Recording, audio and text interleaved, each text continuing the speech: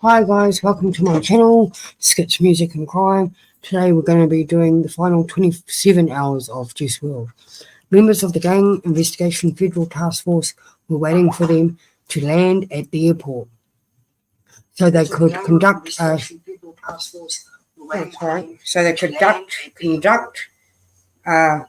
cannabis weapons investigation. How did law enforcement know that Juice WRLD would be carrying illegal contraband upon landing? Did it have something to do with his girlfriend's meth trafficking charges from 2 years prior, or the death of another Chicago rapper from only 6 days beforehand? Was his death a result of trying to avoid jail time upon landing, simply an unexpected overdose at the most coincidental time possible? Some conspiracy theories posted that Juice WRLD isn't even dead at all, some of which being supported by a surprising amount of evidence. Regardless, one thing was for certain, as outlined in the original case incident report at the time of his death: Juice WRLD, aka Jared Higgins, was a heavy Percocet user and, quote, had a drug problem. He tried lean for the first time in the 6th grade after listening to Future's 2011 mixtape Dirty Sprite 1 with Juice dating What Do You Expect? If I'm a young dude that really loves music, really looks up to these artists, I didn't have a man giving me no type of guidance. My father wasn't in my life like that, so listening to this grown-ass man rap about lean, I'm like, well, that sounds really appealing. You always had issues with drugs even before you started to get famous and got rich. 2 to 3 years later, Juice found himself getting involved with harder substances. However, despite showing his knowledge about how bad these drugs were, Juice was unable to stop. His addiction, his music often referring needing to take these substances as a coping mechanism for what his girlfriend explained to be an anxious, overactive, fast-paced mind. Being so famous with access to such a large pool of money also seemed to influence Juice WRLD's drug problem. So I'll just play a video for you guys.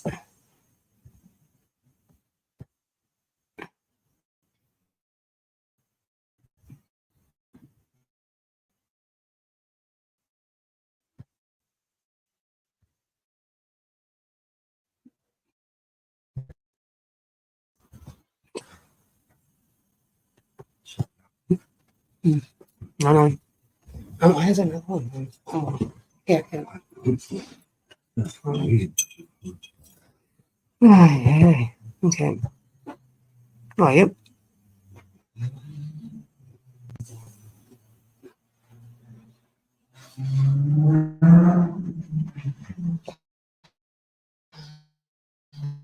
Just waiting for it to light up, guys.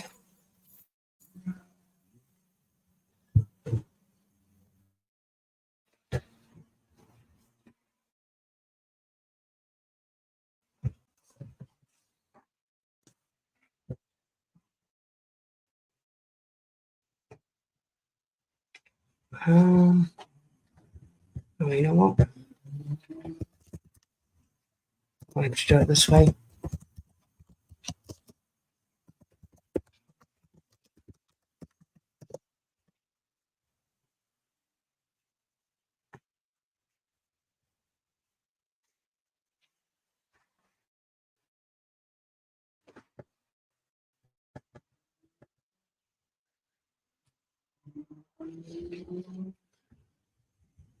So we'll play this one.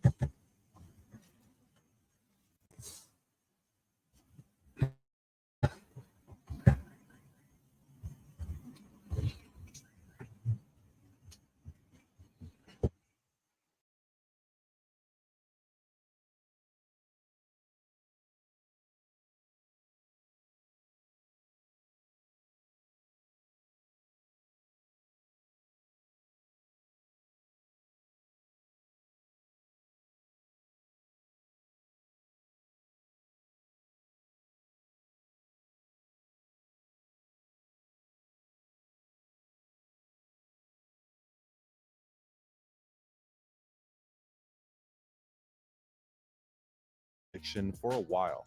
and finally lost his life to the terrible addiction, despite his efforts.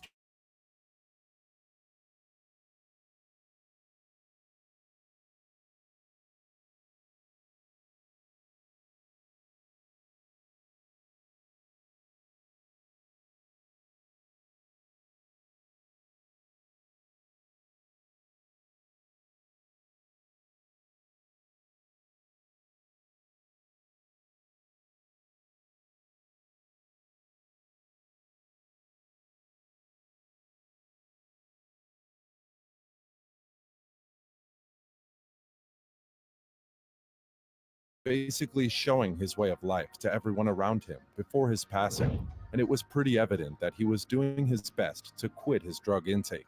So when the cause of his death was announced as an overdose, fans couldn't help but ask what happened during the few hours of his flight down to Chicago. The Chicago PD stopped his private jet for a search on the day Juice WRLD passed.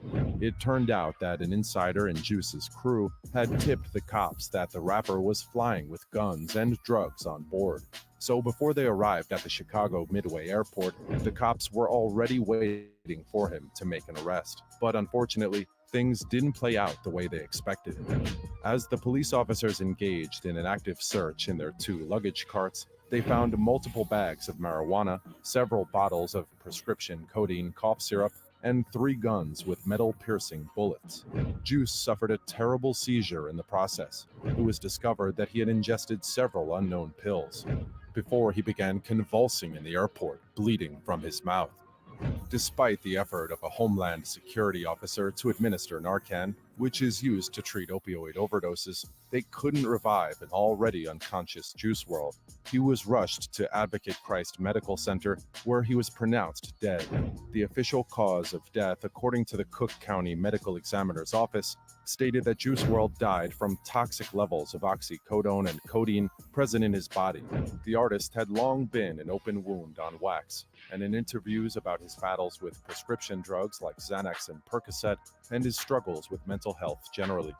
It was a habit, he said in a radio interview. It started as early as my freshman year and continued as I discovered the drug-saturated music of rappers like Future.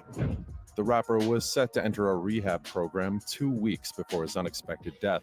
Still, first he headed from Los Angeles home to Chicago, accompanied by a handful of friends and security guards to celebrate his 21st birthday with a paintball game. Reaction to Juice's death. Before his tour in Australia, Juice was mainly in Los Angeles, enjoying his life with his friends. An old friend Juice had met in Chicago, the producer Chase the Money, remembers being at the rapper's house a few months before his death. I pulled up millions and millions of beats and he was just rapping, Chase the Money says. I tell you bro, he was in a good spirit. I was happy for him. Big ass house with a pool, just everything. It was good. I was happy to see he had his shit together. 1 month before Juice died, DJ Benny Blanco recalls recording a song with him. Blanco said Juice's friends all told him that Juice was in high spirits and excited about the future. He was talking about how he wanted to act and how I was going to work on films with him, and we were going to take things to new levels, Benny says. He always trusted Juice, named Kudo, narrated how his last interaction with the late artist Bari had a deep conversation with Juice about his escalating drug use. Kudo explained how he warned Juice that if he kept up his habits, he might end up dying at a young age. We were just talking about some of the stuff that was going on and how to control Kudo. Not trying to be his friend, but just being his friend. You can't control someone into doing something though, because at a certain point, when people tell you not to do something, then you'll just go and do it behind a closed door, he added.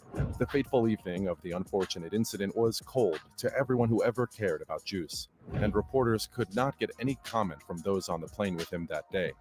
Later, there were only assumptions about what happened in the rapper's final minutes. Knowing how he was that weak, knowing how high he was acting the night before flying out, I'm willing to believe that he honestly just overdosed, Lord said. I don't think there's a greater conspiracy going on regarding the circumstances of his death. he added.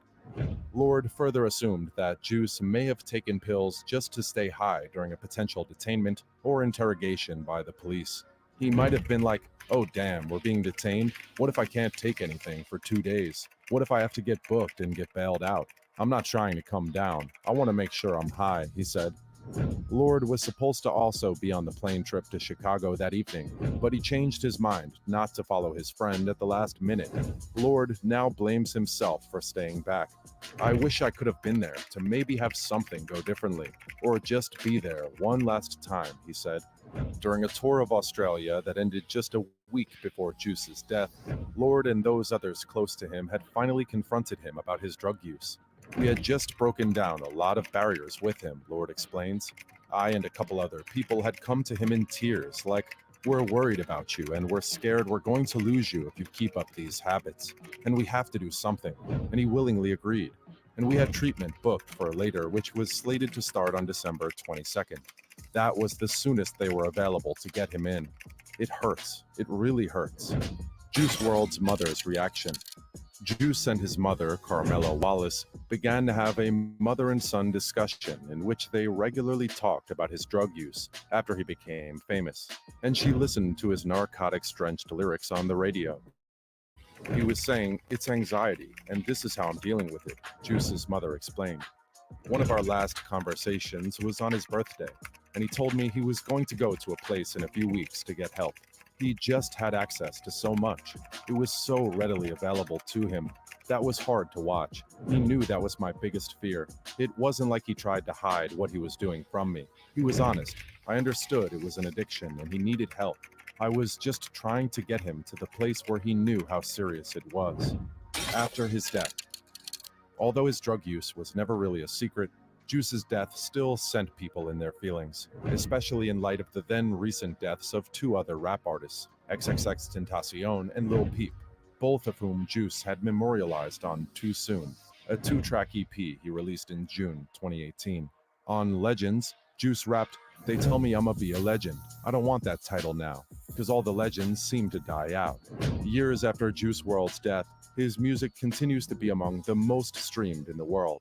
A posthumous album, Legends Never Die, was released, and it quickly debuted at number 1 on the Billboard 200. Do you think Juice WRLD's death could have been averted had the cops not shown up? And do you think the rapper just couldn't blow? That's the end of today's video, guys. If you enjoyed this video, make sure to subscribe.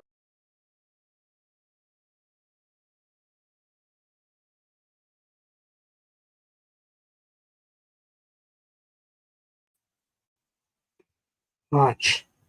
Are we back? Are we back? Yeah. Hi, Al on the Prowl. How are you? Hope you're having a wonderful night or wonderful day. So anyway, in an Instagram live stream, he stated that money did almost nothing to fix the problems that caused his drug addiction in the first place.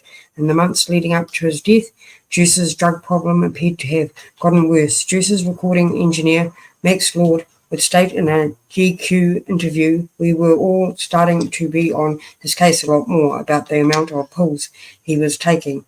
He was hiding and compartment how much he was doing with different people. He'd come into the studio room and act like he hasn't gotten rich at all that day and do a certain amount in there before I tell him, bro, no, chill. Then he was going upstairs and hanging out with the guys and doing the same thing." Max Lord would then go on to state, "I had a couple of other people had come to him in tears, like we're worried about him and we're scared we're going to lose him if he keeps up this habit and we have to do something," which led to Juice WRLD agreeing to attend rehab, which was scheduled to begin on the 22nd of December 2019, 2 weeks after he would aboard the flight that would ultimately lead to his death. Jay was supposed to go to rehab that month. We tried so hard to do positive things every day, like ride dirt bikes or paintball, to keep busy and not do pills. But every night, once he hit the studio, that was it. He loved it. With all this in mind, It's hardly surprising to hear that when Juice WRLD and his 8-person entourage would pull up to the plane, they were carrying other another oh sorry and another worldly amount of illegal narcotics. The group had shown up to the charter private jet over 3 hours late, according to the FlightWare's plane tracker. However, during the into the bias Juice WRLD HBO show, his cousin Sean Bailey would state that they were actually 6 hours late, before going on to mention that the pilot was in a foul mood as a result of the delay. The advantage of chartering a private jet is that once everyone's inside the plane, you can take off instantly. There is no waiting around as the case with a commercial flight. However, after the group boarded the plane located in Van Nuys, California, they sat around for approximately 15 minutes without leaving, stating that something felt off. So I'll just play another video for you guys. Let's go.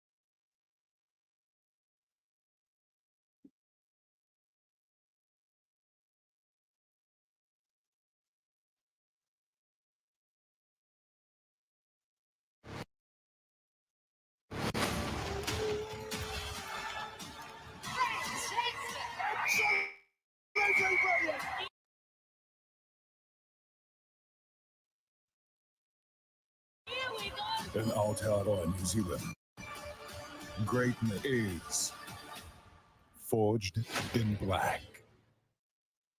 And turn to the sudden and shocking death of rap star Juice WRLD. The 21-year-old, who was named Billboard's Best New Artist this year, suffered a medical emergency at Chicago's Midway Airport. Tribute streaming in this morning, and Eva Pilgrim is here with the latest. Good morning, Eva. Good morning, George. Juice WRLD seemed to be on top of the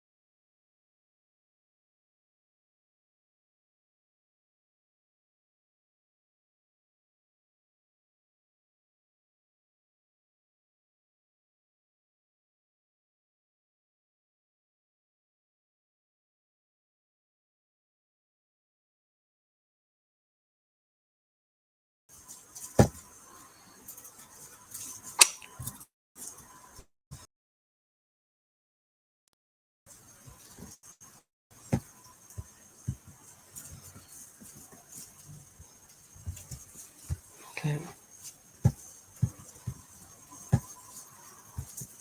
Sorry, guys, about that. I don't know what the hell happened there. Oh, why is it doing that? Okay. Sorry, guys, about that. Carry on with what we were doing.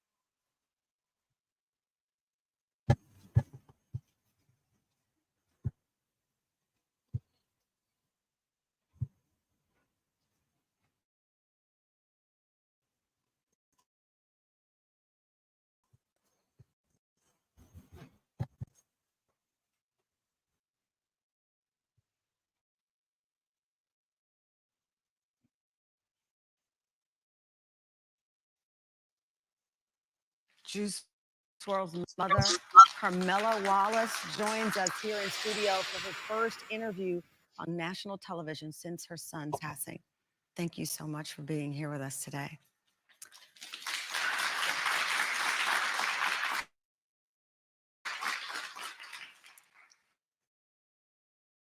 Mark that 2-year anniversary of your baby's death. He would have been 23. Yeah. Is it hard not to think of where he would be, what he would be doing?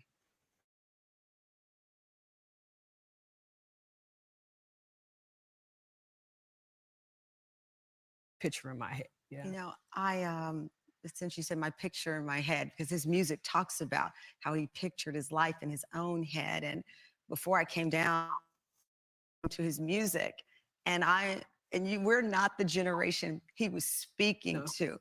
He was speaking to those tens of thousands of kids around the world who came to hear him, specifically hear him talk about his struggles. He didn't hide his mental health battles, his addiction battles. What made him so willing to share that? And why did it connect, do you think, in such a way? The hell?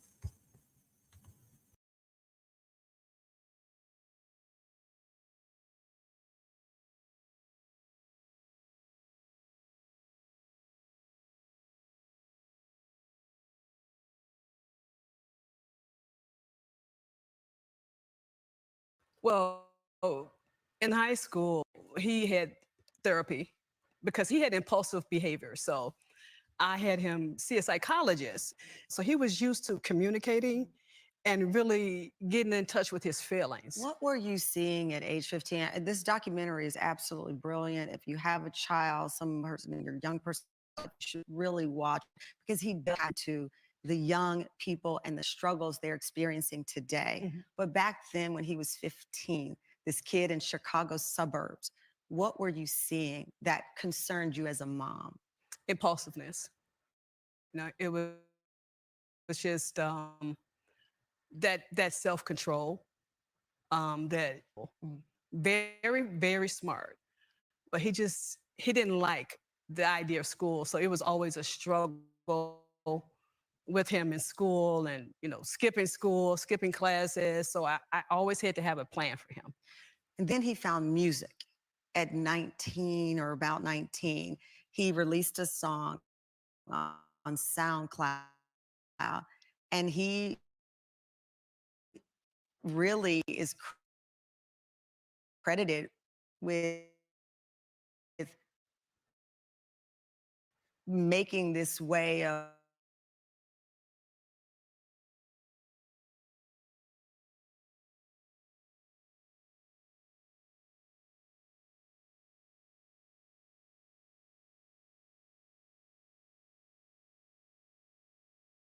like something was a little off, something was a little different and not quite right, but I couldn't really put my hand on. his first hit. Mhm. He had started Yes, using. yes. What was he using? He was doing the lean, I believe, and he told me that he was taking I think Vicodin. He was taking a pill. So these were prescription yes, pills and medicine that he was self-medicating with. yes. Where was he getting it from? I don't know. And then I don't know if it was something that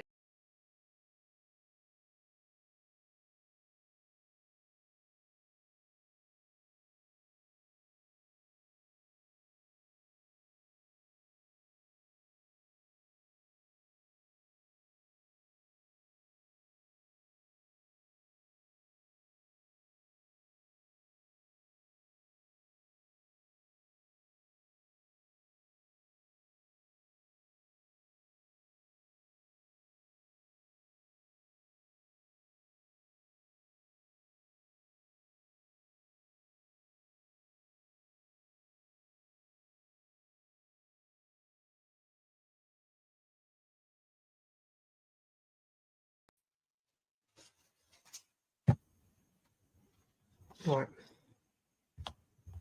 Sorry about that, guys. Right, so carrying on. They sat around for approximately 15 minutes, like I said, without leaving, stating that something felt off. The pilot was acting weird, the stewardess lady acting weird, and I just felt something was off. The details are foggy, but this seems to have been the time during which the pilot of the flight notified law enforcement in Chicago about the contraband on board. This more has since proven to be incredibly controversial online, with rappers such as Boosie as well as Juice's girlfriend claiming that the pilot snitching had resulted in Juice's eventual death. However, others such as this lawyer on Twitter stating the pilot was trafficking drugs and pew-pews involuntarily and wanted to go home to his family. This is in no way his fault. There are multiple Reddit posts arguing about whether or not the pilot is in the wrong. So it's probably best approached by drawing your own conclusion. However, all of this is still assuming the pilot was the one that notified law enforcement in the first place. There's no contamination of this in the official police report. Other theories on searching Juice's jet, as only 5 days prior, the FBI had arrived in Chicago to investigate a gang-related murder of the rapper going by the name of Shooter Shells. Shooter Shells had released a diss track just prior to his death aimed at a rival gang distantly related to Juice WRLD's record label, so it is possible the searching of Juice's jet had been in a result of suspected gang activity. Considering the official police report does mention that the search was for cannabis and weapons. Regardless of the motive behind the search, one thing was for sure: the agents weren't leaving Chicago Airport until the plane had been searched and its entirety, which would be relayed to those on the plane as they flew towards Chicago. At this point, Juice WRLD took an unspecified amount, assumed high quantities of Percocet pills. The motive for this, according to the popular mainstream media narrative, was so Juice could avoid drug charges upon landing, and well, this idea makes sense as a surface-level theory. Many prompted individuals believe it to be incorrect and fabricated to make the story more interesting. When reported, for example, Chris Long, Juice's video Grappler, who had been a part of the entourage on the for a flight plane ride took to Twitter stating Jay did not swallow a bunch of pills because the police were at the airport. He gave no ifs about them being there. He could have flushed them down the toilet. He cared. Jade was just hooked hard. The amount he took daily was absurd, and he hid how much he took from mostly everybody. Everyone around him really hard to get him to slow down. When he agreed to rehab, it was because he wanted to lower his tolerance. He didn't want to stop. Juice knew the cops were coming, so took a handful of pills, and like that's not what happened. Other individuals furthered this claim, such as Adam 22 from the No Jumper podcast. He had been close with Juice WRLD in the lead up to his death. Perhaps Juice took a high dosage to exhilarate his anxiety, knowing that he was probably going to be arrested after landing. Alternatively, maybe he knew he was heading to jail for the night as a result of the other stuff on board and was taking an extra high dosage to avoid withdrawal later. Whatever the motive happened to be, the pills had been taken and there was no going back after landing Chicago at 1:30 a.m. The group would embark from the plane before taking a seat in the empty private jet terminal. According to the official case incident report, a police canine dog then entered lobby, began search, and immediately indicated a positive alert on a suitcase on the first cart. The dog then left and re-entered lobby for search of second cart. Canine immediately alerted on a suitcase on the second cart. Upon opening the first bag, Arrows discovered a large amount of vacuum-sealed green leaf substance, suspected cannabis, and when they say large amount, they mean large amount. Juice WRLD and his entourage had packed a total of 70 pounds of cannabis into these suitcases. Right, I'll just show you guys another one.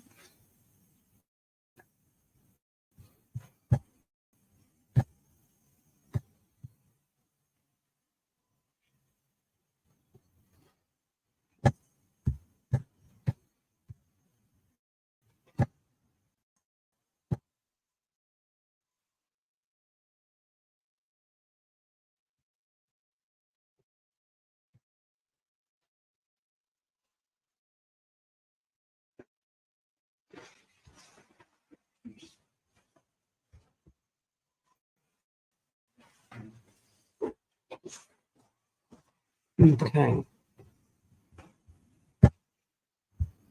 That's all right. Okay.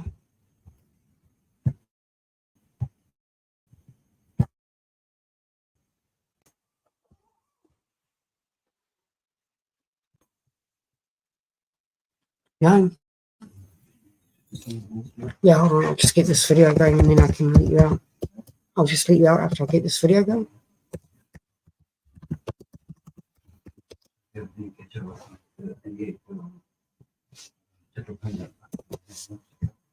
Mm.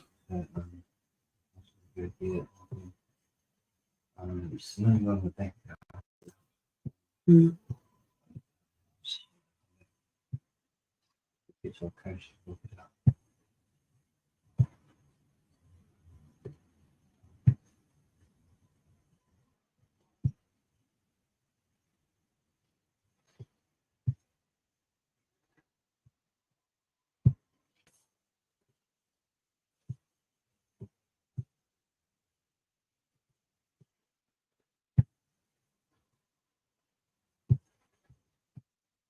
Yeah.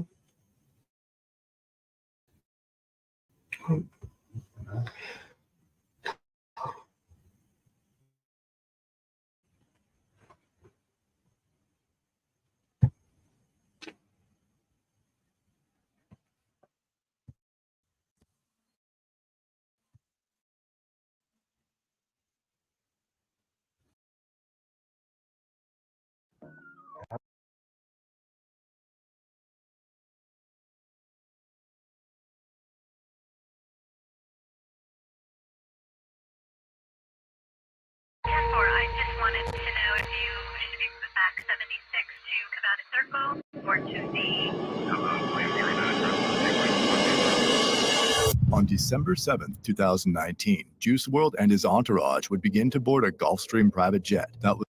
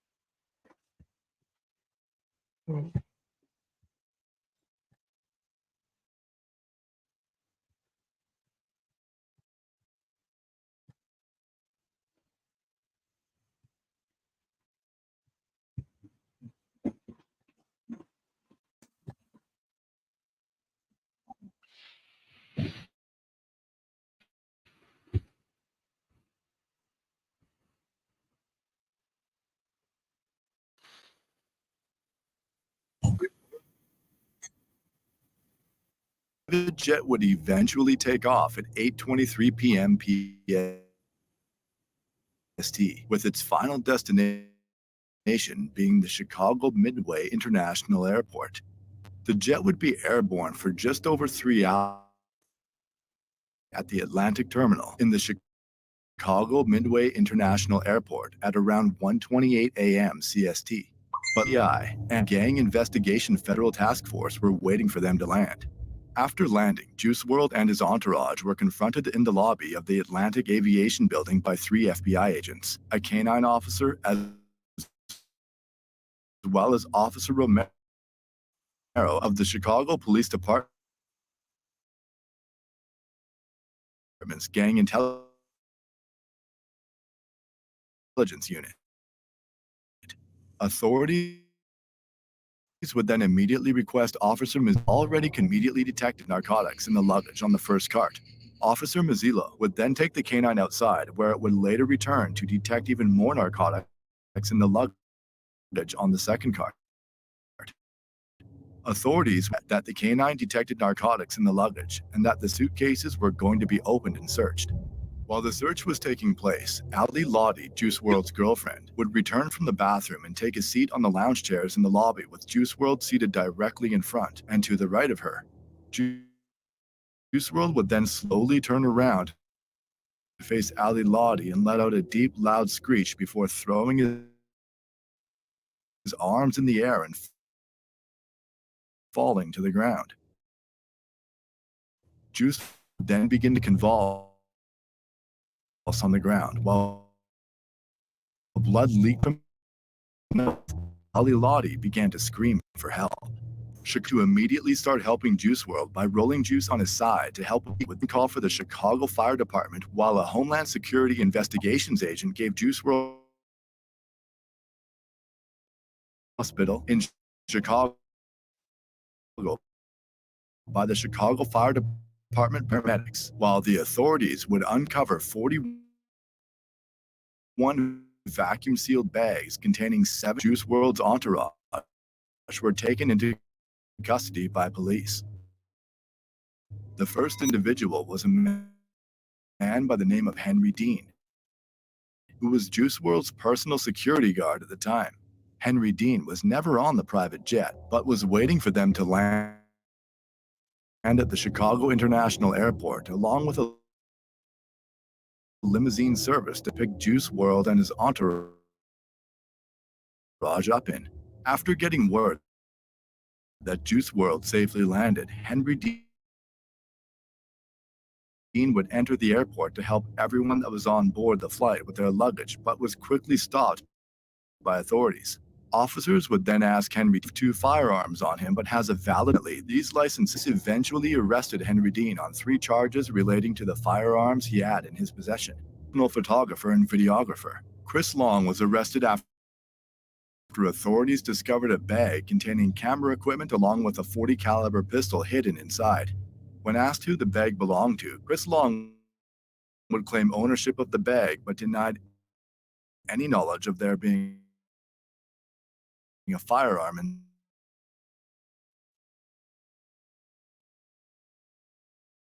Juice WRLD would be pronounced dead by Dr. Sean Motsney at 3:14 a.m. The cause of death was later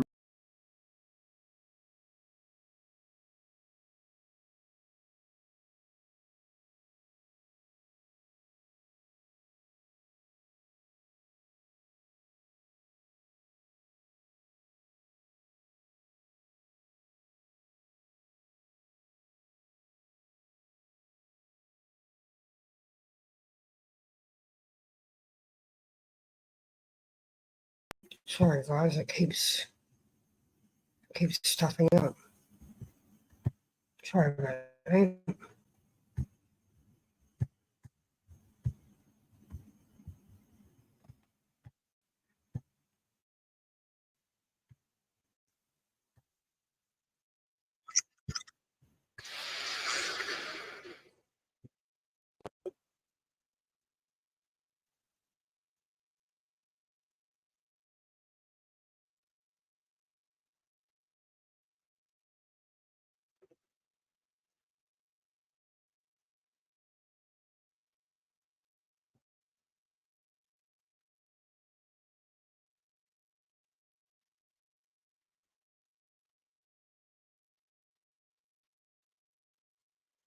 and that was the fact that the Gang Investigation Federal Task Force was waiting for them to land. I can understand that if the pilot called in a tip stating that there were narcotics and firearms on board, why the Department of Homeland Security, the FBI, and the police being there. But the Gang Investigation Federal Task Force seems strange and oddly specific.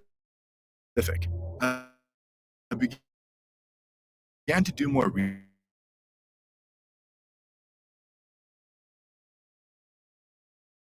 to investigate the death of a Chicago rapper who went by the name of Shoota Shells. Shoota Shells was a member of a Chicago gang called Black Mob, and back in 2017, released a song on YouTube titled Death of 150, which was a brutal diss to a rival gang.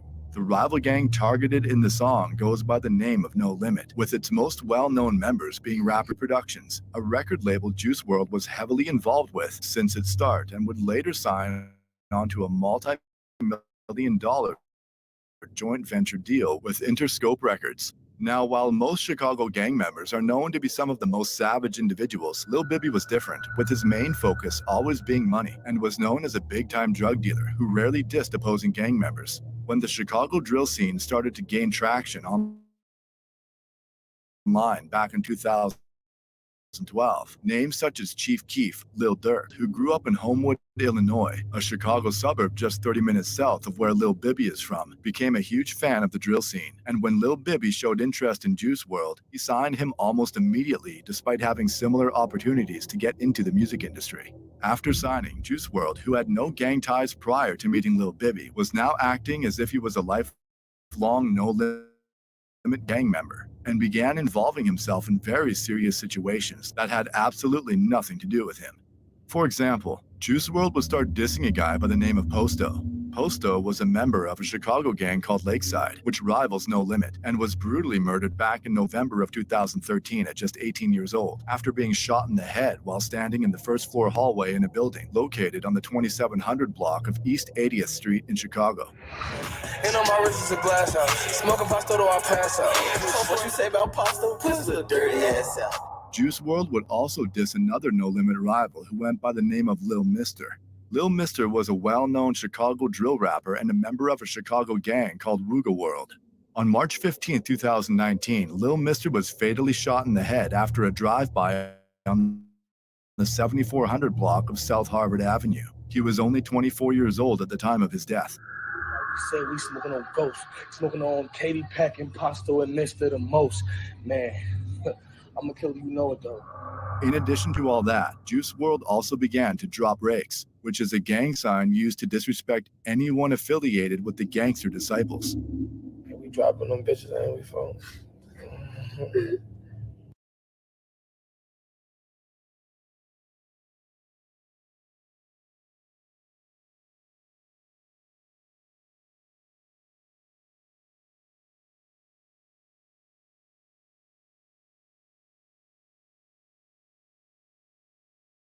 Most of these subtle yet very serious expressions of disrespect would go over the heads of the majority of Juice WRLD fans, but fans of the Chicago Drill would immediately and could Juice WRLD and limit on one Chicago list by the name of Rasha947 would comment, "Wow, this is actually shameful. How are No Limit letting him do this meal ticket or not? Straight clown. He would be on this sub if he wasn't famous." Another drill superfan by the name of Throwaway8881 would say, "Herb, Cairo, and Bibby are some clowns for letting him do all this." A now deleted user would respond to that comment with, "It's gotta be awkward these savage hood dudes pretending to vibe with him just for money and clout, when he's clearly some soft suburban dude, and him trying to pretend he can relate to their savage mentalities." These situations are prime examples to show the lengths Juice WRLD would go in order to fit in with the No Limit street gang. Now, going back to the narcotics found on Juice WRLD's private jet. Common one being that the narcotics found on Juice WRLD's private jet were for personal use and were most likely being brought from California to Chicago to be given out to the guests at Juice WRLD's 21st birthday party that was scheduled on the day he unfortunately passed away. Another theory being discussed online is that Juice WRLD's girlfriend, Ali Lottie, was the mastermind behind all of this, with the evidence being leaked court documents claiming that Ali Lottie was arrested for trafficking meth back in 2017. Ali Lottie denied these claims on Twitter by tweeting, "Never seen meth ever, and I'm pretty sure meth is Adderall. Again, this paperwork has nothing to do with me. I'm so sorry. I don't even know the lawyer."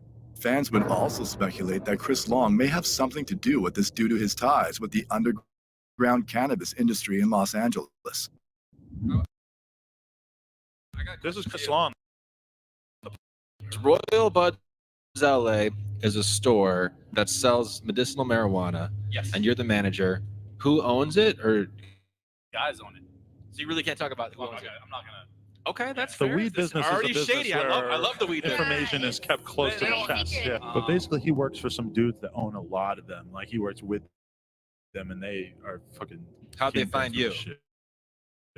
And others, more specifically the Chicago drill scene, would speculate that No Limit was behind all of this the whole time, with one highly upvoted comment in particular stating, "Juice WRLD was getting extorted, even though saying, 'Thank you. Why would Juice WRLD be traveling on a jet with so much weed? No Limit was using him as a crash dummy. He just so happened to be a superstar.'" We will likely never know why and how this situation came to be, but at the end of the day, 70 pounds of narcotics were found in the luggage on board the private jet, with the Gang Investigation Federal Task Force in particular waiting for Juice WRLD and No Limit to land.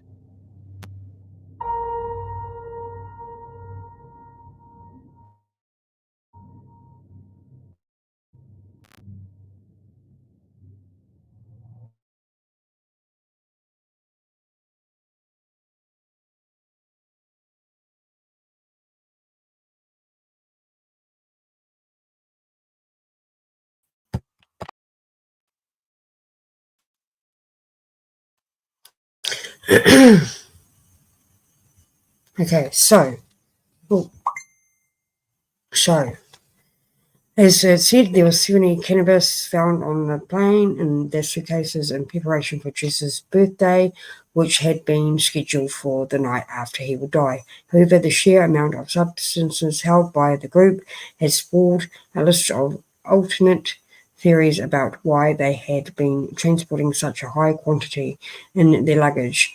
One theory, which to be fair sounds a little far-fetched, is that the drugs were for Juice WRLD's girlfriend to sell after they had arrived, and she Chicago. The theory having come about after a user named Squirt Reynolds would tweet Ali Lottie, Juice WRLD's girlfriend before he passed, as a high-profile drug dealer and may have contributed to him passing away. A thread which contained a document showing that Ali had apparently been to court in 2017 for the importation of methamphetamine.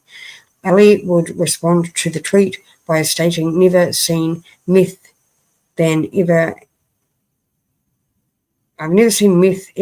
and I'm pretty sure methamphetamine is Adderalls. Haha, again, this paperwork has nothing to do with me. I'm sorry. Ha ha ha, I don't even know the lawyer. Ha ha, I don't even know. Bro, ha ha ha, this has nothing to do with me. Look into it. Ha ha ha, I can't help you. I ain't losing sleep over it. Ha ha. The problem with this theory is when you read the documents little more carefully, it states that the defendant is hereby committed to the custody of the United States Bureau of Prisons to be imprisoned for a term of 30 months. Ali Lottie had been convicted to a 2.5-year sentence in August 2017. How was she posting photos of herself outside in late 2017 when she was supposed to be in prison? A 2.5-year prison sentence beginning in August 2017 would also imply that Ali Lottie's entire relationship with Juice WRLD took place while she was behind bars, which clearly wasn't the case. Under the assumption that this meth trafficking charge was for another Alicia Leon, therefore being bogus and irrelevant, let's go back to the day on which Juice WRLD would unalive whilst waiting in the empty private jet terminal. As the police were uncovering the concealed drugs during the search, Jared Higgins, aka Juice WRLD, began to have a medical emergency. It appeared that Higgins was suffering from a seizure. Arrows asked if he suffered from any medical issues and if he had ingested any drugs. Leon related that Higgins did not have any medical conditions and that Higgins takes Percocet and has a drug problem as a result. Police would administer 2 shots of Narcan to stop the overdose. However, the rest of the group would go on to state that it didn't seem like the police cared about the fact that Juice was having a seizure. It seemed like all the cops there just didn't give a crap. Ali's screaming, "Call 911." 911, yeah. Following the realization that Juice WRLD was overdosing, he was rushed to the Advocate Christ Center before being pronounced unalived at 3:14 a.m., with the autopsy ruling cause and manner of unaliving to be oxycodone and codeine toxicity / accident, and well, this would tragically mark the end of Juice WRLD's life.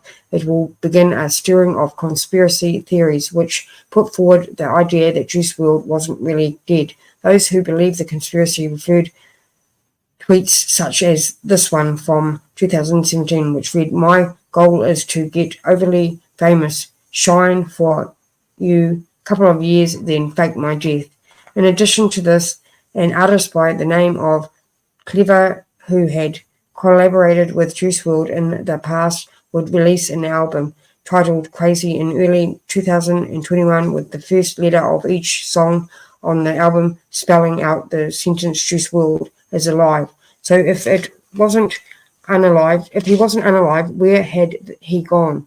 Well, the main theory is that Juice WRLD currently living in the Bahamas. This theory began after he posted a photo in October 2019 on Instagram of a private jet with the numbers N998H. By tracking the plane, it can be seen instead of flying from LA to Chicago on the date of Juice's unaliving, it instead flew to Hansu in the Bahamas. However, the problem with this conspiracy is that the N999EH jet was more than likely a rental jet owned by a charter company.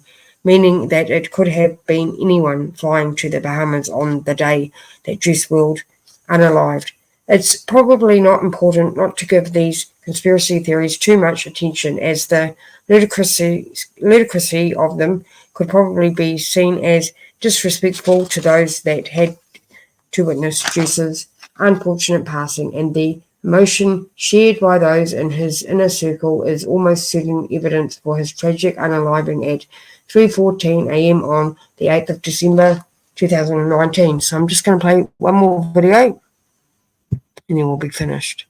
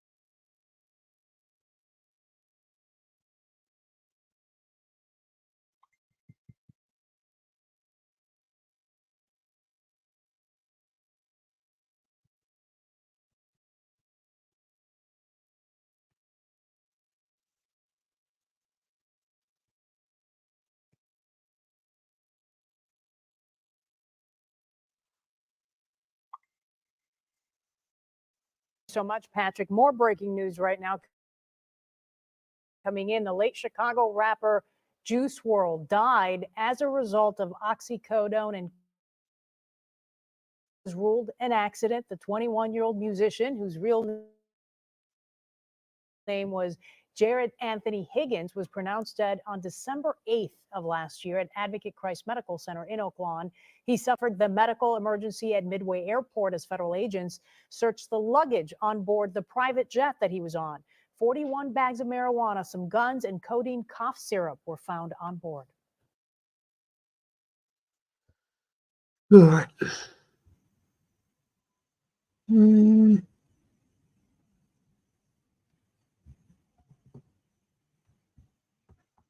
Okay, so that's all we've got time for, guys. Don't forget to like, share, and subscribe.